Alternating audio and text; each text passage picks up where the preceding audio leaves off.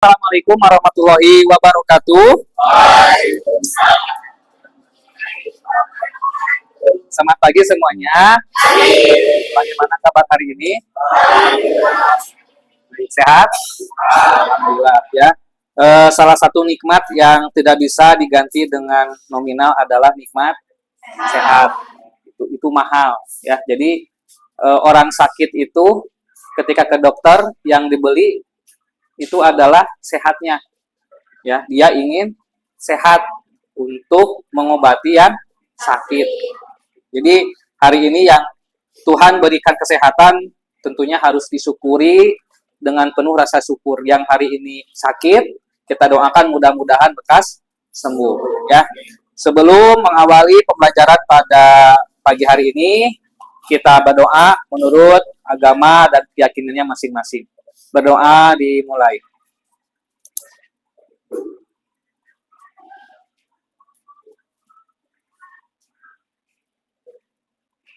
Berdoa selesai. Mudah-mudahan doa yang kita panjatkan ini diijabah, dikabulkan. Ya, tentunya kan kalian kesini juga ingin mendapatkan apa? Ilmu kan. Jadi ke sekolah itu dengan niat yang baik. Ya, kemudian orang tua memberikan restu. Tadi salim dulu nggak? Salim. Ya, salim itu bukan untuk meminta uang. Kan ada yang salim transaksional ya, Be ya. Salim dikasih salam tempel ya. Nah tentunya selain salam tempel juga harus diiringi dengan doa dan restu ya. Kumamah didoakan mudah-mudahan pulang ke sekolah mendapatkan ilmu, mendapatkan materinya berupa pengetahuan yang baru ya. Oke, Bapak absen dulu. Untuk 11 perhotelan 1 Adinda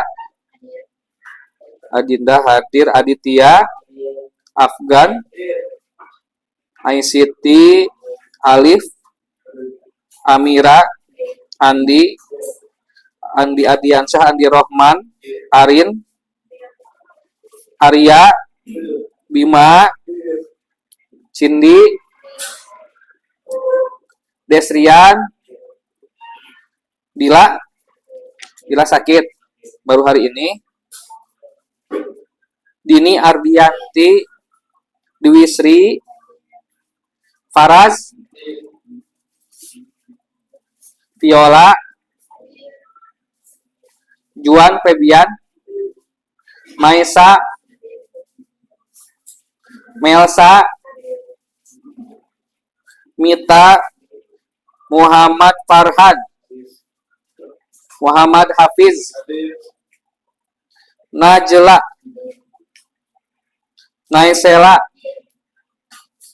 Nito, Nuri Salma, Rahma Nurhaliza, Reina,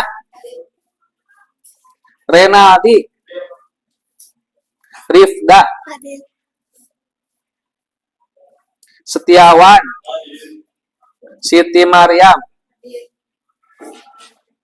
Syaira, Zahra. Zahra sakit. Oh, berarti yang tidak hadir 2 orang ya.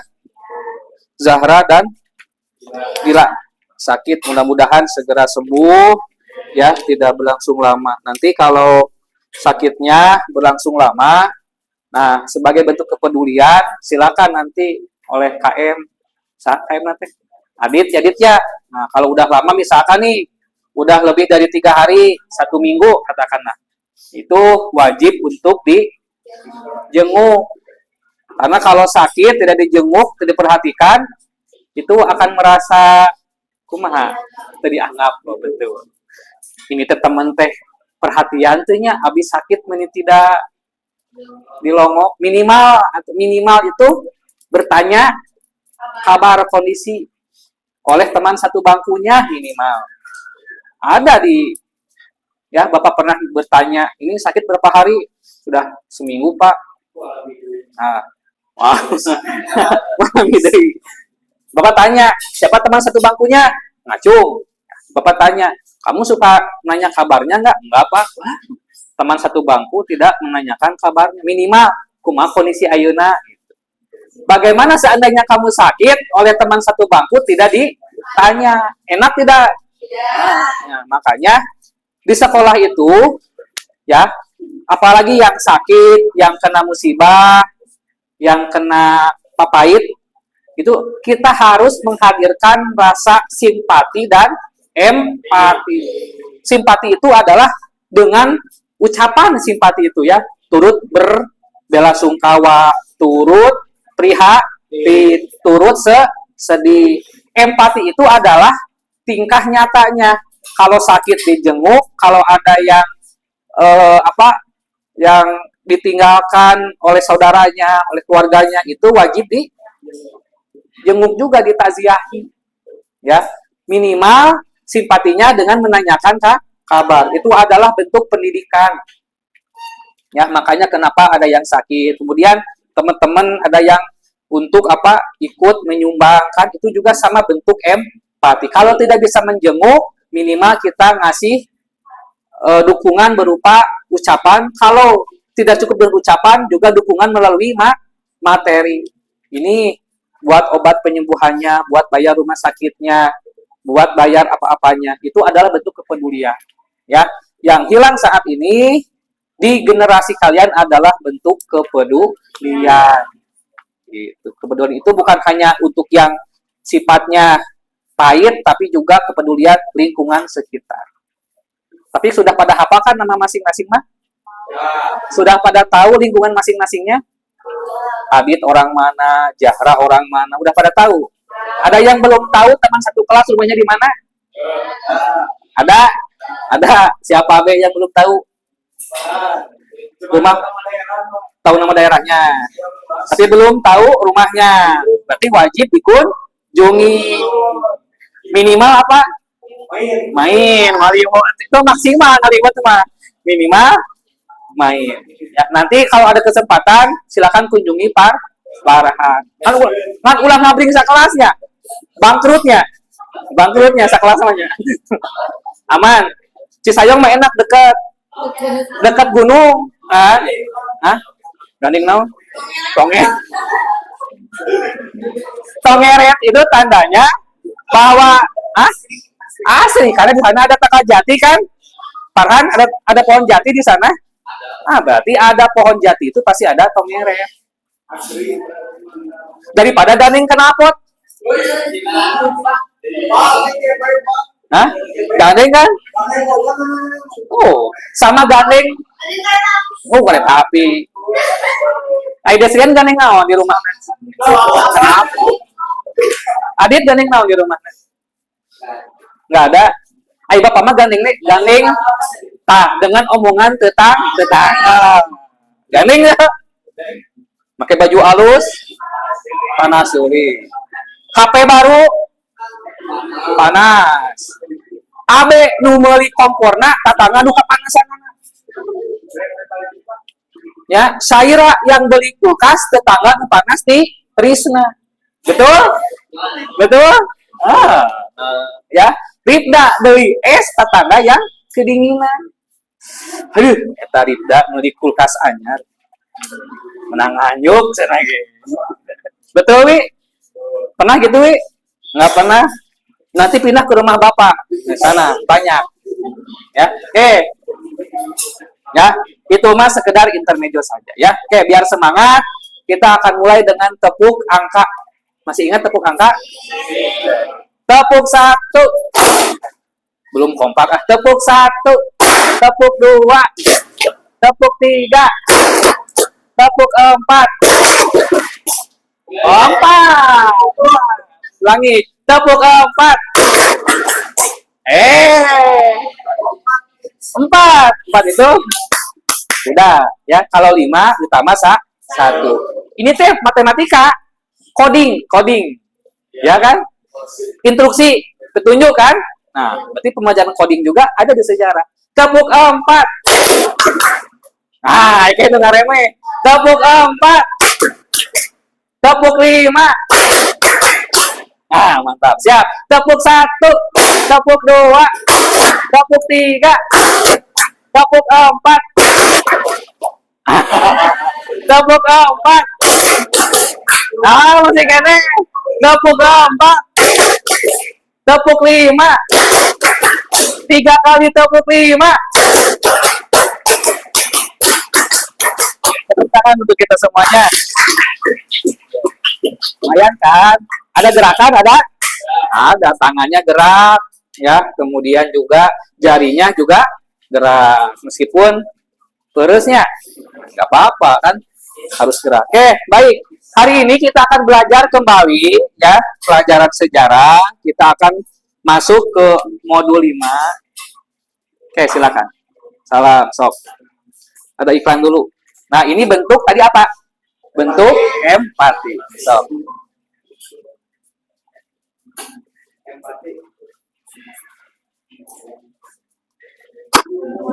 Boleh pakai ini? Telepon, Pak. Pakai ini aja, biar keras, biar keras. Innalillahi wa inna ilaihi raji'un. Innalillahi wa inna ilaihi raji'un. Innalillahi wa inna ilaihi raji'un. Telah berpulangnya ke rahmatullah Ayahanda Arya Ramadan Pelani dari kelas 11 AK2. Semoga almarhum husnul hatimah diterima iman Islamnya, ditempatkan di tempat yang terbaik di sisi Allah, dan keluarga yang ditinggalkan diberikan kesabaran. Untuk itu marilah kita mengangkat kedua tangan seraya berdoa. Allahumma gfir lahu warhamhu wa'afihi wa'fu anhu. Allahumma gfir lahu warhamhu wa'afihi wa'fu anhu. Allahumma gfir lahu warhamhu wa'afihi wa'fu anhu. Al-Fatihah.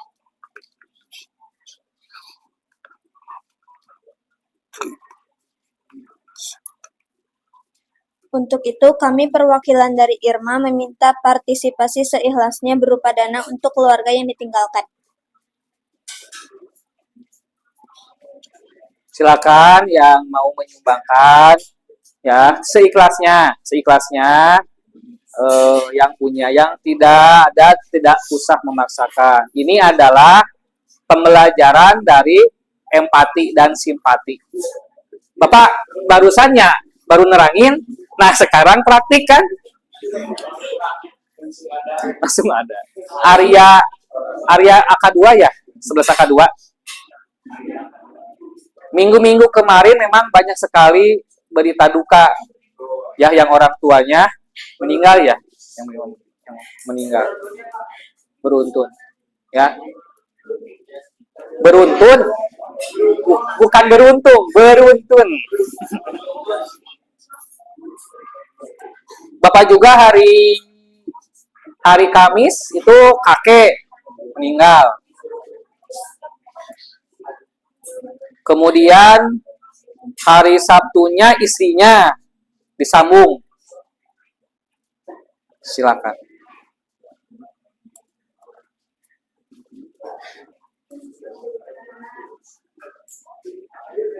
Nih, tutup lagi.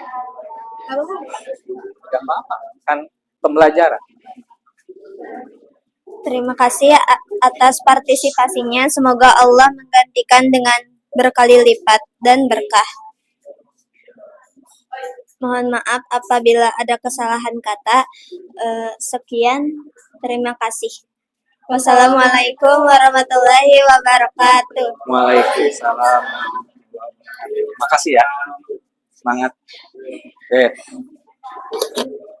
Kita akan mulai kembali ya.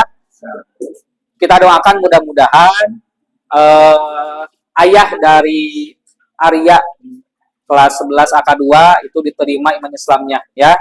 Dan Arya diberikan ketabahan, kekuatan, ya. Karena ini bukan dari yang diinginkan, tapi Allah sudah menakdirkan sesuatu dari yang kita inginkan. Kadang menurut manusia itu adalah kepahitan, tapi menurut Allah itu adalah kebaikan. Kadang menurut kita kebaikan, menurut Allah itu kepahitan. Jadi kita tidak bisa menentukan. Kalau kita dikasih rencana A oleh Allah, maka insya Allah akan timbul rencana yang lebih indah dari yang telah kita rencanakan. Ya, oke.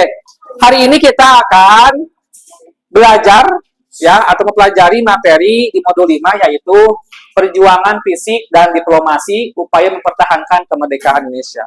Di modul 3 dan 4 kita mempelajari tentang proklamasi kemerdekaan, ya, dari sebelum proklamasi sampai peristiwa proklamasi. Nah, sekarang rentan waktunya adalah setelah proklamasi, ya, atau setelah tanggal 17.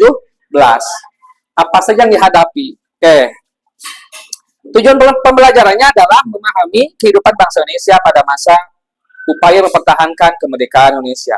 Ya, kriterianya, ya, silakan bisa kita baca, yaitu nanti kalian akan mempelajari strategi dan bentuk perjuangan fisik dan strategi serta bentuk perjuangan diplomasi.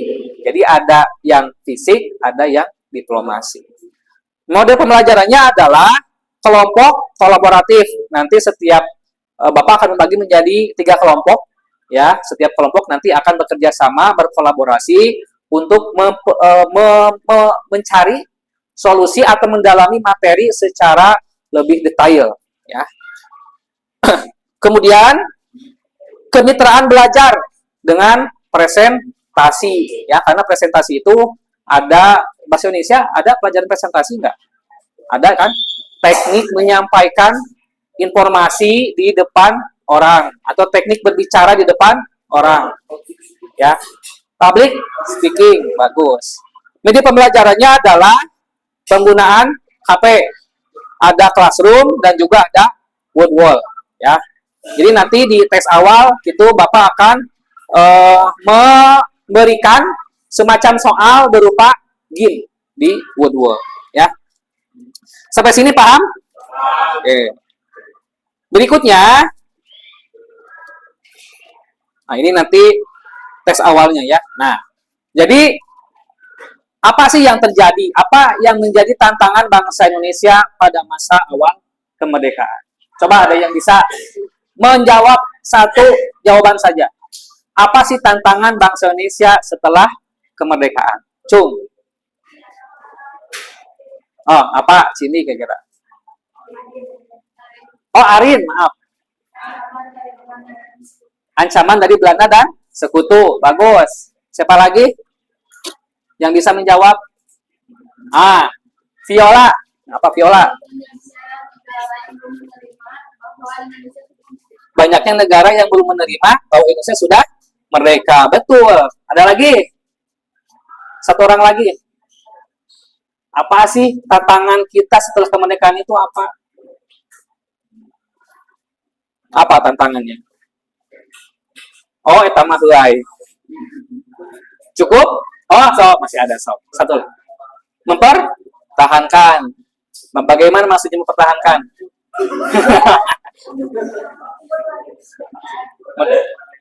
Mempertahankan kemerdekaan itu tantangannya. Karena banyak sekali ancaman-ancaman. Betul, karena memang merebut itu lebih mudah daripada mempertahankan, atau mempertahankan lebih sulit daripada merebut. Itu ya. Memilih, menentukan pilihan itu lebih mudah. Yang sulit itu adalah bertahan pada satu pilihan. Nah, itu yang sulit. Ketika Dwi sudah menentukan masuk jurusan hotel, maka yang sulit adalah mempertahankan atau konsisten untuk belajar di jurusan hotel. Apapun tantangannya, apapun resikonya. Apa tantangan belajar di jurusan perhotelan menurut Dwi? Hafalan, banyak hafalan. Terus praktik terus. Itu tantangannya. Banyak tugas nggak? Banyak. Ada nggak suatu fase ingin pindah jurusan? Nggak. Masih konsisten. Dijalani. Dihadapi. Meskipun ada godaan dari teman. Pindah sekolah yuk. Ada nggak? Nggak ada. Pindah jurusan yuk. Nggak ada. Dinikmati. Karena sudah menjadi pilihan Dwi. Itu adalah upaya mempertahankan. Mungkin bagi Farhan bisa jadi kalau ada godaan Saiton itu kan. Pindah jurusannya. Atau pindah sekolah. Ada jauh rumahnya. Pindah kemana, Farhan? Pernah nggak ada godaan? Ada. Nah, gimana godaannya?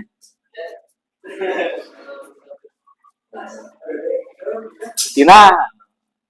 Tapi gimana? Ditolak atau diterima? Ditolak. Kenapa ditolak?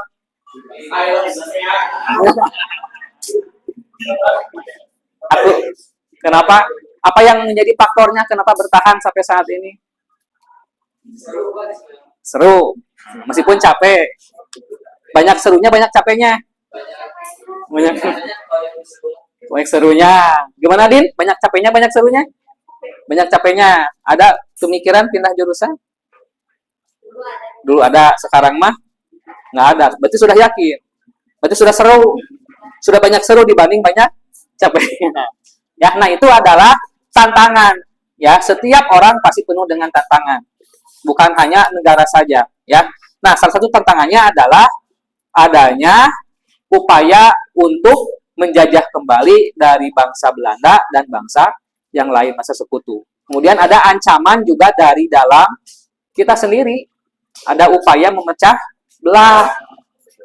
Karena musuh terbesar itu bukan dari luar sebetulnya, tapi dari dalam. Yang disebut dengan musuh dalam selindung. Yang kedua, bagaimana cara untuk menghadapi tantangan tersebut? Upayanya apa saja kira-kira?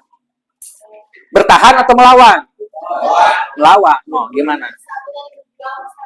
Bersatu dan berjuang bersama-sama. Betul. Apalagi? Upayanya. Bersatu dan berjuang.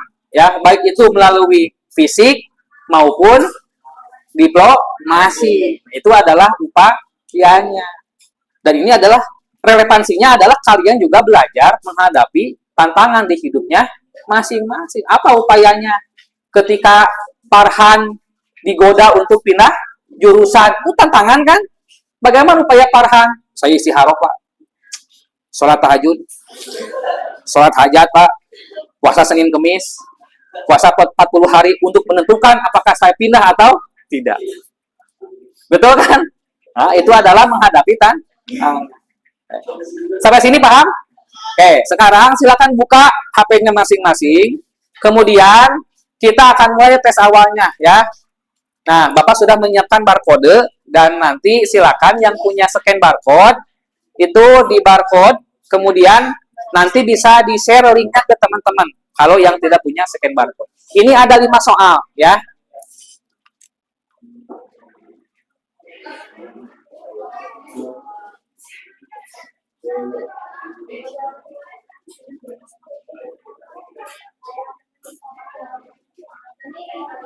Enggak apa-apa, nanti aja. Ya, yang Woodwall.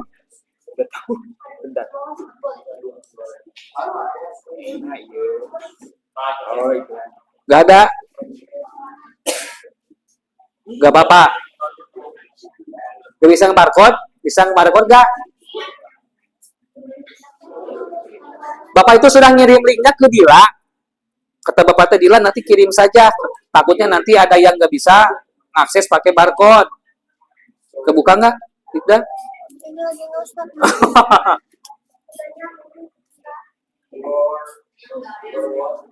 Ada? Ya, silakan dimulai. Langsung ini mulai? Ya, langsung mulai. Jawabannya adalah nanti yang tercepat dan yang tepat. Ada 5 nomor. Percuma cepat kalau jawabannya salah.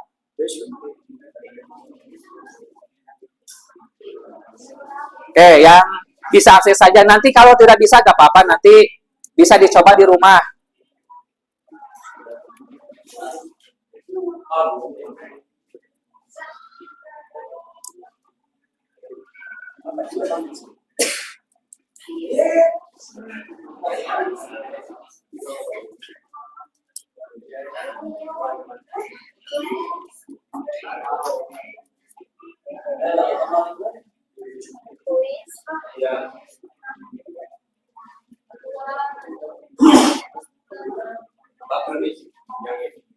Ya, langsung mulai.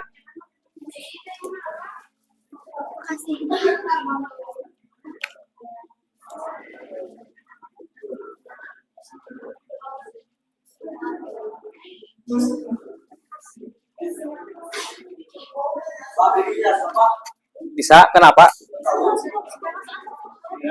Ada yang sudah kebuka, nanti di-share linknya. Linknya aja di-share. Hah? Anda berhasil memindahkan.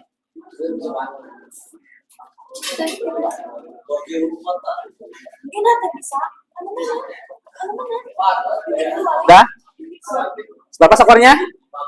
5,5. Berapa menit? Berapa detik? 55 detik. Mewet. Gak apa-apa.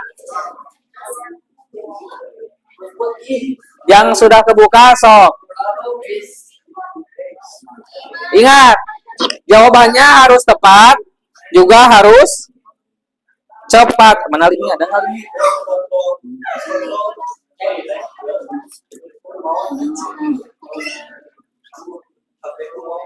Coba disalin dulu, nanti kopasnya di Google. Nggak bisa, satu kali. Berapa, Adina? Belum? Berapa orang yang sudah? Betul berapa? Berapa menit?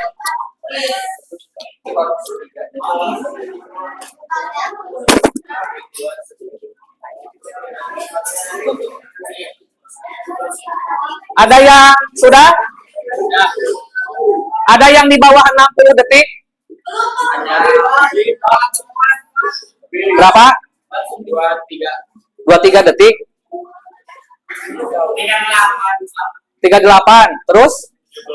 17. Berapa? Hah? 39. 18 detik. Siapa lagi? Berapa? 27. 56. Siapa lagi? Ada yang di bawah 10 detik? Ada yang di bawah 15 nggak? Enggak. Bisa, cuma nanti berapa? Barusan. Atau yang keberapa kali? Yang ketiga kali. Oke, udah? Ya, ini memang bisa berkali-kali, tapi yang Bapak tanya itu yang pertama kali. Ya, nanti akan muncul di Bapak ya, akan muncul di Bapak siapa yang paling cepat, yang paling tepat. Tapi semuanya betul kan? Ada yang betul? Ada yang betul? Hah? Ada yang betul 4? Betul 3? Betul 2? Betul 1? Salah semua? Baik, udah. Nanti kita coba lagi ya. Oke. Sekarang Bapak akan menjelaskan dulu secara singkat tentang materi ini ya. Nanti lebih dalamnya akan kita lanjutkan di kelompok. Oke. Perjuangan untuk mempertahankan kemerdekaan dilakukan dengan 2 cara. Satu dengan cara fisik, yang kedua dengan cara diplomasi, bukan dengan cara dukun, ya. Dengan cara fisik yaitu dengan pertempuran secara langsung, ya. Ada beberapa contoh yaitu pertempuran di Surabaya dan Ambarawa. Di Surabaya salah satunya adalah pertempuran yang dipimpin oleh Bung Tomo, ya. Bung Tomo salah satu pahlawan yang menyuarakan semangatnya melalui pidato-pidato yang sangat terkenal sekali, ya. Oke, kemudian pertempuran ini dilaksanakan pada tanggal 10 November sehingga diperingati sebagai Hari Pahlawan, ya. Yang foto di samping adalah foto Bung Tomo. Pertanyaan berikutnya, siapakah pahlawan versi kamu? Mama. Bapak, Mama, B.J. Habibie. Orang tua adalah pahlawan terdekat yang ada di lingkungan kamu. Ya. Oke. Yang berikutnya. Nah, ini adalah tempat terjadinya perjuangan secara fisik. Di Medan. Kemudian ada Bandung Lautan, Api, BLA. Kemudian peristiwa 5 di Semarang, Ambarawa. Kemudian 10 November di Surabaya, terakhir ada di Puputan Margarana. Ini adalah peristiwa-peristiwa yang langsung berhadapan melalui cara fisik. Oke. Mengapa kita harus mempertahankan? Nah, ini salah satu faktor atau terbelakangnya. Adanya perebutan senjata dan pengambil alihan kekuasaan dari pihak Jepang. Karena sekutu datang atau Belanda datang bukan lagi dengan nama Belanda, tapi dengan nama yang lain. Apa namanya tersebut? Nah, ini. Nica itu terbagi dua. Ya, ada SEAC, ada SWPC. Berdasarkan geografisnya, tempatnya. Ada yang sebelah barat, ada yang sebelah timur. Jadi bukan lagi menggunakan nama Belanda agar Indonesia itu jadi strateginya adalah agar Indonesia tidak tidak ingat lagi kepada Belanda. Jadi seolah-olah yang datang itu bukan Belanda. Logikanya masuk karena yang terakhir dengan Indonesia adalah Jepang. Belanda itu sebelum Jepang. Jadi Belanda itu belum menerima kemerdekaan Indonesia. Kalau orang belum menerima apa saja itu dilakukan. Ya, ketika kamu punya pacar baru, pacar lama masih cinta, itu pasti akan disantet. Ya, itu kan seperti itu lah. Logika sederhananya seperti itu. Ya. Oke, ini adalah pembagian kekuasaan dari SEAC dan SWPC. Kelihatan di belakang? Ya. Kalau yang sebelah barat ini dari Kalimantan sampai ke Sumatera, yang timur itu dari Sulawesi sampai ke Papua. Oke. Kemudian ada lagi, yaitu AFNE. Ya, AFNE itu adalah sama juga bertugas untuk melakukan penyerahan tahanan dari Jepang. Jadi tahanan-tahanan Jepang itu dibebaskan oleh AFNE. Padahal tujuannya itu ya selain menyerahkan tawanan juga sama-sama ingin menguasai kembali. Ya, oke. Nah ini secara fisik di berbagai daerah. Kemudian yang kedua adalah perjuangan melalui diplomasi. Nah, kalau ini bukan menggunakan fisik, ya, tapi menggunakan cara yang lebih lembut, lebih manusiawi, tidak menggunakan fisik kekerasan senjata, tapi melainkan diplomasi artinya kerjasama atau kesepakatan atau perjanjian. Ini lebih manusiawi. Oke, nanti kita akan lihat ya. Apa saja contohnya? Ada perundingan Linggarjati, ada Renville, ada Royen, ada konferensi meja bundar, ada konferensi internasional. Itu perjanjian dengan cara diplomasi. Artinya bahwa mengakui kedaulatan tapi dengan cara yang lembut. Yang dipertahankan adalah apa? Selain harga diri, juga kedaulatan. Kedaulatan itu adalah wilayah. Ya, wilayah itu adalah tanah yang kita miliki. Ya. Oke. Berikutnya adalah kelebihan dan kekurangan perjuangan fisik dan diplomasi. Kalau fisik, kelebihannya adalah meningkatkan semangat secara banyak langsung. Ya, kemudian menunjukkan perlawanan nyata terhadap penjajah. Semua orang bisa ikut kalau fisik kan. Nah, sementara diplomasi ini adalah hanya dilakukan oleh beberapa orang, beberapa tokoh, tidak melibatkan semuanya. Itu kelebihannya. Oke. Kemudian dari sisi kekurangan untuk fisik tentunya karena banyak orang bersentuhan menggunakan senjata tentu menimbulkan korban jiwa. Dengan fisik banyak menimbulkan korban jiwa. Ya, karena banyak berperang. Kemudian menguras sumber daya dan logistik karena perang itu adalah biaya yang sangat mahal. Tidak ada perang yang murah. Kecuali perang dingin. Hah? Bisnis perang. Ya, bisnis juga persaingan. Ya, kalau sekarang kan perang ekonomi.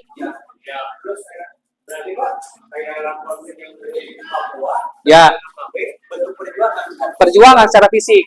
Ya, karena itu juga terkait dengan kedaulatan juga ekonomi atau harga diri bangsa juga. Ya, terkait dengan apalagi Papua dikenal dengan sumber daya ekonomi yang melimpah, nikel, tambang, emas, ya, dan lain sebagainya. Meskipun akses ke sananya mahal dan sulit, tidak semua bisa mengakses. Oke, kemudian kekurangan dari diplomasi adalah sering terjadi kompromi. Kompromi itu adalah kesepakatan di luar kesepakatan. Nah, itu kompromi, ya. Menyatakan sepakat tapi tidak sepakat. Sepakat dalam perjanjian tapi tidak sepakat dalam pelaksanaan. Itu adalah kompromi. Yang berikutnya adalah kurang membangkitkan semangat massa karena dilakukan oleh beberapa orang. Sampai sini paham? Yang kedua, yang berikutnya adalah timeline. Jadi apa saja yang terjadi pada perjuangan fisik dan juga perjuangan diplomasi. Kelihatan? Yang pertama ada perjuangan fisik ya di berbagai daerah. Kemudian perjanjian Linggarjati. Linggarjati itu berdampak pada adanya peristiwa AMB, agresi militer Belanda ke-1. Ya, di mana Belanda itu tidak melaksanakan hasil dari perjanjian Linggarjati. Nah, ketika Indonesia Belanda perang lagi, maka diselesaikan dengan perjanjian Renville. Ya. Nah, apa isi dari perjanjian tersebut nanti kalian bisa eksplor di kelompok masing-masing. Setelah AMB ini diredakan dengan Renville, maka terjadi juga konflik pasca Renville, yaitu AMB ke-2. Nah, AMB 2 ini sampai ke Tasik. Jejaknya ada di Karangresik. Itu adalah akibat dari AMB 2. Karena dari Renville ini, kemudian wilayah yang diakui oleh Belanda hanya satu, yaitu hanya Yogyakarta saja. Makanya pasukan divisi Siliwangi itu jalan kaki ke Jogja. Ya, kalau AB disuruh ke Jogja jalan kaki, mau di jalan. Ya. Kemudian penyelesaian AMB 2 dengan cara perjanjian Royem dan dilakukan juga konferensi inter-Indonesia, dan terakhir adalah konferensi meja bundar. Diplomasi ini adalah mengakui kedaulatan. Karena Belanda itu mengakui kedaulatan, Linggarjati 3 wilayah, Jawa, Sumatera, Madura. Dari Renville hanya 1, yang diakuinya hanya Yogyakarta. Jogja dikuasai Belanda, kita pindah ke Bukit Tinggi. Di Bukit Tinggi, di Padang, kita membentuk PDRI, Pemerintahan Darurat Republik Indonesia. Karena Bung Karno dan Hatta diculik ke Lombok, diasingkan. Makanya di Bukit Tinggi ada nama presiden yang kita sering, bahkan mungkin kalian tidak pernah mendengar, namanya Saprudin Prawira Negara. Itu adalah orang yang ditunjuk oleh Bung Karno memimpin PDRI darurat. Kalau tidak ada Bung Saprudin, maka Indonesia wilayahnya dikuasai oleh Belanda seluruhnya. Maka Bung Saprudin adalah presiden yang terlupakan karena biasanya tidak masuk ke dalam susunan presiden karena sifatnya darurat. Nanti bisa kalian membuka referensi tentang Saprudin Prawira Negara.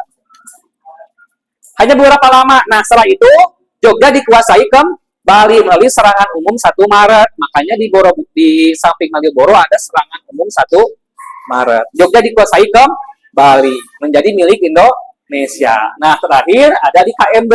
KMB itu adalah kedaulatannya seluruh pulau Indonesia kecuali 1, Papua.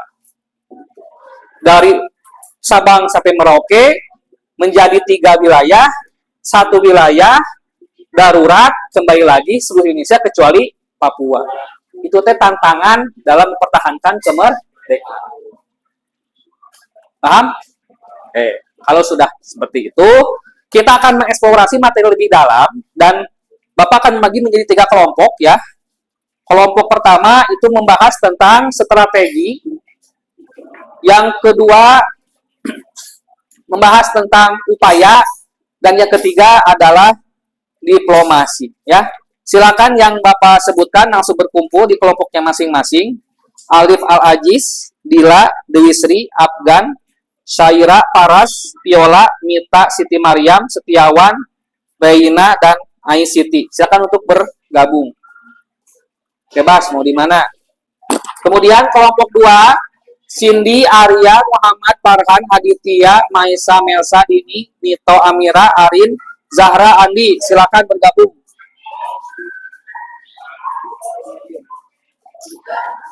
Siapa?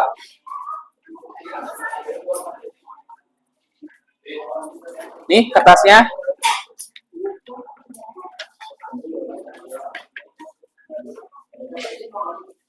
Berikutnya Desrian, Andi, Bima, Muhammad, Hafiz, Adinda, Ribda, Renadi, Nuri Salma, Naisela, Najla, Rahma, dan Juan. Silakan bergabung. dan menjawab pertanyaan-pertanyaan yang ada di lembar kerja.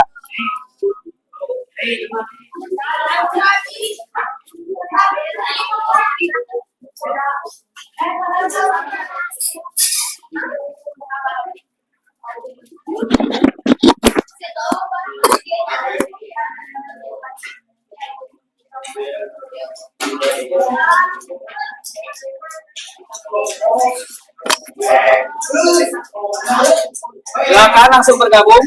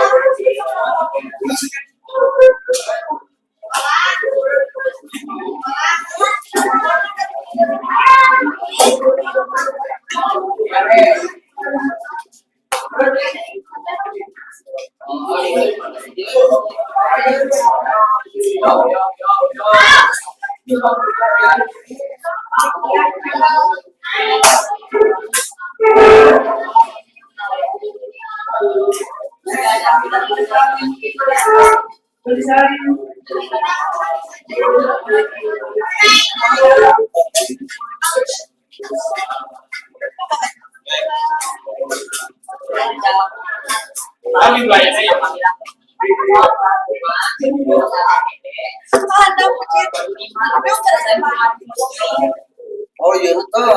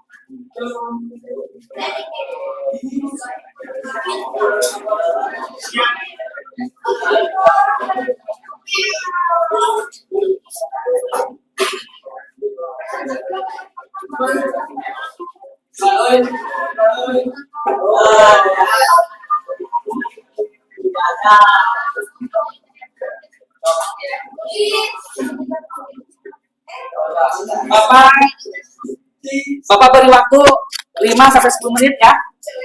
Silakan berdiskusi. Kalian bisa searching, bisa cari di Google, nanti bisa lewat HP dulu. Nanti untuk ditulisnya setelah beres presentasi ya. Jadi di HP dulu kalau yang belum.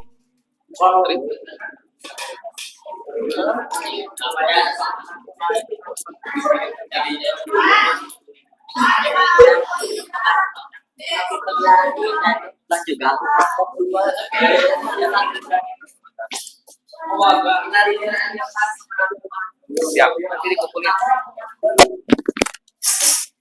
Jadi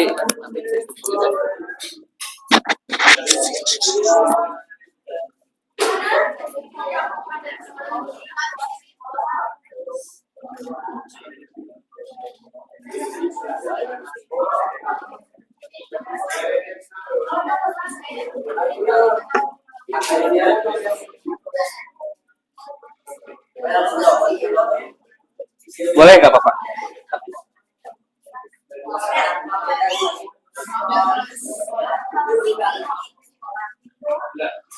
Ada? Nanti tulis, nanti dibacain presentasi aja, nanti ditulisnya kalau sudah presentasi. Jadi kelompok ini mah hanya mengerjakan yang tugas satu saja. Ada? Saya ada. Yang mau ke depannya siapa? Yola.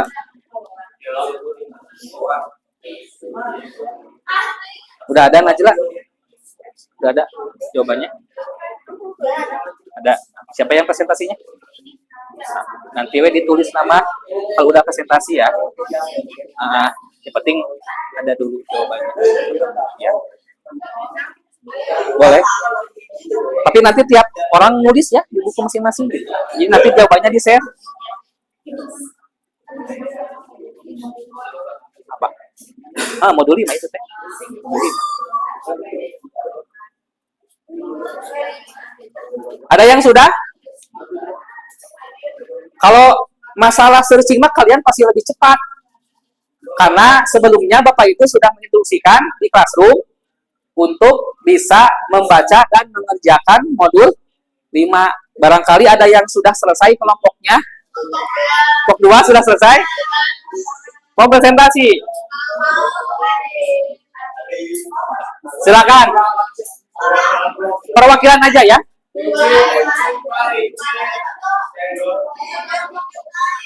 Karena Bapak di classroom memberikan instruksi kan?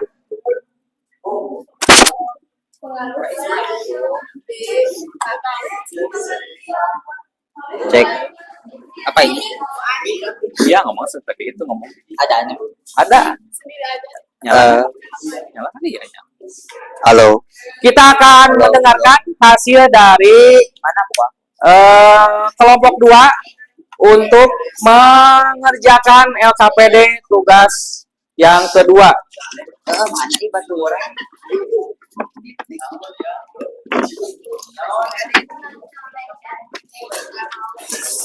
Silakan Dit. Oke semuanya, sebelumnya perkenalkan nama aku Aditya Pratama. Di sini aku mau mempresentasikan tugas nomor 2. Yang pertama itu adalah identifikasilah bentuk-bentuk perjuangan diplomasi yang dilakukan bangsa Indonesia dalam upaya mempertahankan kemerdekaan dari ancaman sekutu dan Belanda. Aku ambil 4 aja. Yang pertama ada dari perjanjian Linggarjati, kedua dari perjanjian Renville, yang ketiga Renville, ya dari Renville. Yang ketiga ada perundingan Lamroyen, dan yang keempat ada konferensi meja bundar KMB. Dan nomor 2 itu ada soal nomor 2 ialah buat analisis perbandingan hasil dari perjuangan diplomasi yang dilakukan bangsa Indonesia dalam upaya mempertahankan kemerdekaan Indonesia. Dari analisis yang aku dapat sama kelompok aku itu adalah yang pertama, Linggarjati itu menguntungkan Belanda, wilayah Republik Indonesia itu dibatasi. Di Renville merugikan Indonesia, wilayah Republik Indonesia semakin sempit. Dan yang Lamroyen menguntungkan Indonesia, Belanda bebaskan tahanan dan akui Republik Indonesia. Dan yang terakhir yaitu KMB, terbaik, kedaulatan diakui meski bentuk federal atau Republik Indonesia Serikat. Dan yang terakhir yaitu adalah bagaimana dampak dari perjuangan diplomasi yang dilakukan bangsa Indonesia terhadap keutuhan Negara Kesatuan Republik Indonesia atau NKRI. Yaitu dampak-dampaknya adalah diplomasi berhasil pertahankan kedaulatan dan hindari perang panjang. Yang kedua ada meski sempit atau federal Republik Indonesia Serikat, diplomasi lanjut kembalikan Indonesia ke bentuk Negara Kesatuan NKRI pada 1950. Dan yang terakhir adalah memperkuat posisi internasional Indonesia dan dukungan global. Mungkin sekian dari presentasi aku. Wassalamualaikum warahmatullahi wabarakatuh. Waalaikumsalam warahmatullahi wabarakatuh. Baik, terima kasih kelompok 2 ya yang sudah menjawab 3 pertanyaan yang Bapak berikan, dan itu ada di classroom, ada di modul 5. Jadi yang semalam mungkin sudah belajar itu pasti tidak begitu kaget dengan soal yang Bapak berikan. Baik, nanti kelompok Adit silakan untuk menulis ulang ya di bukunya masing-masing yang belum. Silakan. Jawaban yang tadi sudah dijawab. Berikutnya ada yang bisa melanjutkan kelompok berapa yang akan maju? Kelompok 1. Kelompok 1. Kita akan dengarkan dari kelompok 1.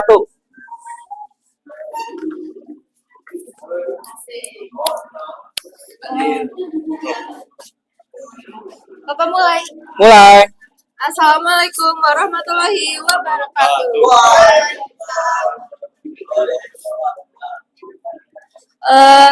Saya Viola Aprilia Dan saya Setiawan Ramdhani. dari perwakilan kelompok 1 akan mempresentasikan lembar kerja sejarah. Soal yang pertama, sebab kedatangan kembalinya Belanda ke Indonesia sesudah proklamasi kemerdekaan. Karena Belanda ingin menjajah kembali Indonesia dan menguasai wilayah yang telah merdeka. Belanda tidak mengakui proklamasi pada 17 Agustus 1945 dan ingin menguasai kembali wilayah-wilayah tertentu di Indonesia.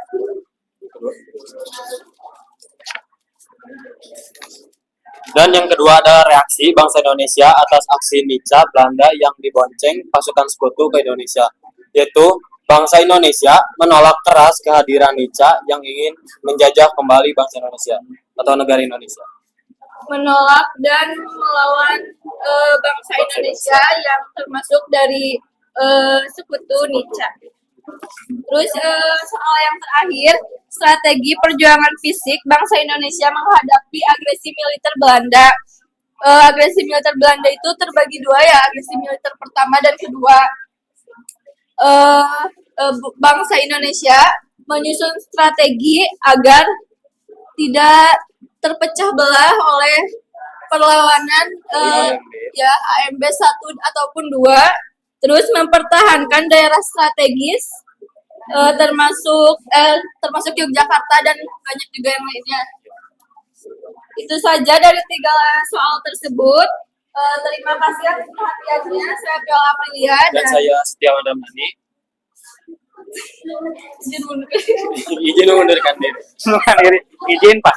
Izin pamit Undur diri. undur diri. Terima kasih. Assalamualaikum warahmatullahi wabarakatuh. Waalaikumsalam warahmatullahi wabarakatuh. Terima kasih. Sebelumnya ada pertanyaan atau ada tanggapan di kelompok yang lain? Cukup? Oke, tinggal satu kelompok lagi ya. Kelompok 3. Oke, silakan. Kelompok 3 terkait dengan perjuangan secara diplomasi. Duaan, berdua. Oke. Yang lain mau didengarkan ya?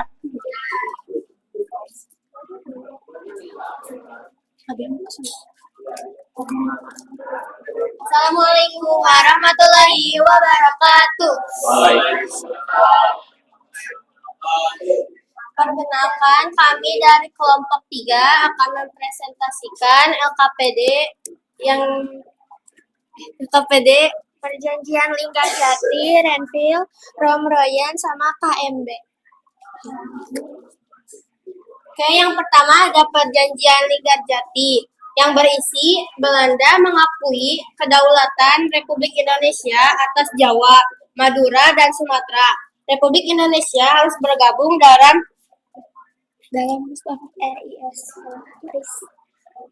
RIS yang berdampak wilayah Republik Indonesia diakui terbatas, tapi memberi pengakuan awal atas kedaulatan Republik Indonesia. Selanjutnya yang kedua ada Perjanjian Renville yang berisi Republik Indonesia hanya menguasai wilayah di belakang garis Panmuk pasukan Republik Indonesia di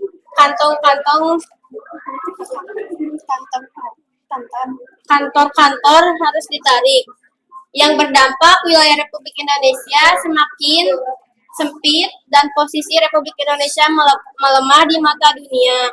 Yang ketiga ada Romroyen.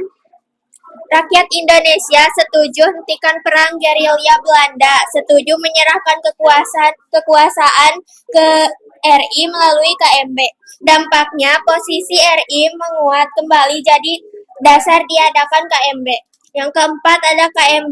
Belanda mengakui kedaulatan Indonesia tanggal 27 Desember 1949 dalam bentuk RIS TNI menjadi APRIS. Dampaknya, kedaulatan diakui tapi bentuknya federal. Kemudian kembali ke NKRI pada 17 Agustus 1950. Demikian. Demikian yang dapat kami sampaikan. Mohon maaf bila ada kesalahan. Wassalamualaikum warahmatullahi wabarakatuh. Waalaikumsalam. Waalaikumsalam untuk kelompok 3 ya. Baik, rekan-rekan, teman-teman, anak-anakku yang Bapak cintai, kita telah menyaksikan dari paparan setiap kelompok untuk presentasi. Kelompok pertama terkait dengan respon, ya. Kemudian yang kedua terkait dengan upaya atau bentuk perjuangannya, dan yang ketiga terkait dengan perjuangan secara diplomasi, ya. Ada tiga kejadian, 3 peristiwa, yaitu Linggarjati, Renville, dan Royen. Ya, oke. Tadi kita analisa sedikit terkait dengan reaksi. Bagaimana reaksi bangsa Indonesia terhadap kedatangan Nica? Tentunya sebagai bangsa yang sudah merdeka, kita merasa terganggu dan tidak ingin ada bangsa lain yang mengganggu wilayah kemerdekaan kita. Tidak ingin mengganggu kedamaian hidup karena kita sudah lama menjadi negara yang terjajah. Oke, kemudian bagaimana upayanya? Tentu kita harus melawan. Ada 2 cara perlawanannya, secara fisik dan secara diplomasi. Ya. Dan yang ketiga adalah bagaimana perjuangan diplomasi tersebut merubah, dengarkan dulu, merubah wilayah kedaulatan yang hampir menjadi milik dari negara lain. Nah, ini menjadi tentu pembelajaran bagi kalian nanti di lingkungan kerja, di lingkungan manapun, tantangan itu pasti ada. Dan bagaimana cara melawannya? Apakah dengan cara fisik atau dengan cara lembut? Ya. Kalau secara fisik tentunya Bapak tidak menyarankan, karena itu berbahaya. Tapi sebagai orang yang punya pengetahuan, pendidikan lebih tinggi, anak sekolah, apalagi nanti kamu kuliah, tentu harus dengan cara-cara yang baik dalam menyelesaikan permasalahan ataupun tantangannya. Ini adalah pembelajaran untuk diri sendiri. Karena nanti di tengah masyarakat, di tengah lingkungan kerja, kalian akan berhadapan dengan tantangan. Dan apa upayanya? Itu adalah bagaimana cara kita melatih emosi di diri. Bagaimana cara melatih kepemimpinan kita menghadapi tantangan tersebut. Dan apakah berdampak atau tidak? Harus berdampak baik. Tidak boleh menjadi permasalahan yang baru. Datang menyelesaikan bukannya beres tapi menambah masalah baru. Itu tidak boleh. Ya, enggak ya Bang, tutup Bang. Oke, sampai sini ada yang ditanggapi? Ada yang ditanyakan? Sudah paham, Dek? Paham? Paham? Oke, kalau sudah paham, mari kita merefleksikan diri bahwa apa sih yang sudah kita dapatkan pada pertemuan kita hari ini. Ya. Setelah pembelajaran hari ini, saya akhirnya memahami bahwa, coba ada yang bisa melanjutkan, bahwa apa, Be? Indonesia memperjuangkan tanahnya dengan 2 cara. Ya. Dengan fisik dan diplomasi. Tepuk tangan untuk Abe. Yang kedua, setelah pembelajaran hari ini, akhirnya saya mampu, titik-titik, lanjutkan. Nah, Din.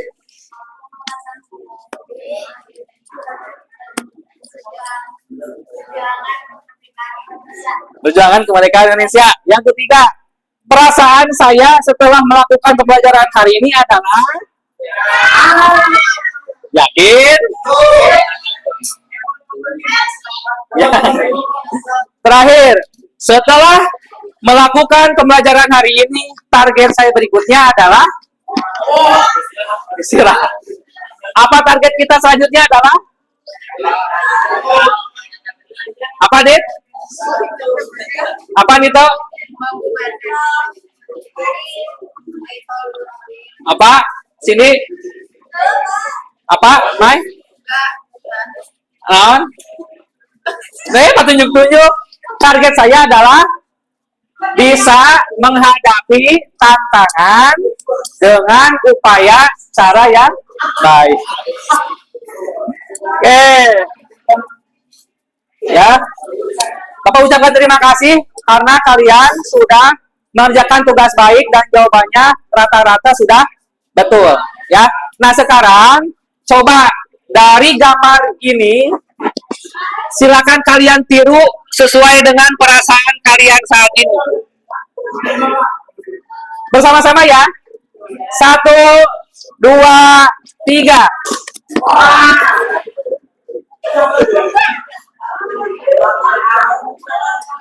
Belum kompak.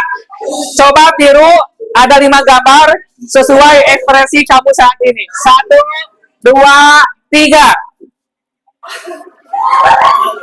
Amira banget. Terakhir.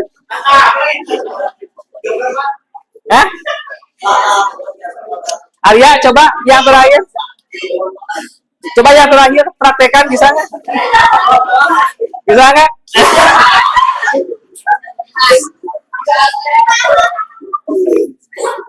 Ya. Nah, refleksi itu adalah bercermin, ya, bercermin kita seperti apa sudah sejauh mana. Oke, baik. Pertemuan kita pada hari ini tentunya banyak sekali makna dan mudah-mudahan memberi kesan yang baik untuk kalian, ya, terkait dengan bagaimana cara mengendalikan tantangan, bagaimana cara melawan tantangan, baik itu tantangan dari luar atau tantangan dari dalam. Ya, ketika kalian sedang semangat belajar, tiba-tiba teman ngajak ngobrol, itu adalah tantangan. Sedang ulangan, teman minta jawaban, itu juga tantangan. Ya, sedang ngejakan tugas, teman ngajak ke kantin, itu juga tantangan. Bagaimana cara melawannya? Itu berdasarkan dari kemampuan masing-masing. Ya. Nah, minggu depan kita akan melanjutkan ke modul 6. Kalau ini tantangan dari luar, minggu depan kita membahas tentang ancaman yang berasal dari bangsa kita sendiri. Ada G30 SPKI. Apa? Apa KKB itu? Yang di Papua. OPM. Apa mau ke sana? Mau ke sana, Teh? Gas ke. Saja, Renadi. Siap? Mau ke barat, mau ke Papua. Jadi, sebelum berangkat, bikin surat wasiat dulu. Kalau saya tidak ada kabar, tidak pulang, berarti saya betah di situ. Nanti menikah dengan orang Papua. Ayah mertuanya bos emas, bos tambang. Mau nggak? Mau nggak menikah dengan orang Papua yang ayahnya kaya? Mau. Kita doakan mudah-mudahan nanti ke Papua menjadi bos. Oke, siap ya. Kita tutup pertemuan kita pada hari ini. Mudah-mudahan Bapak banyak memberikan ilmu dan manfaat dan kalian bisa melaksanakannya dengan baik ya. Kita tutup dengan membaca doa dalam hati sesuai dengan agama dan kepercayaannya masing-masing. Berdoa dimulai.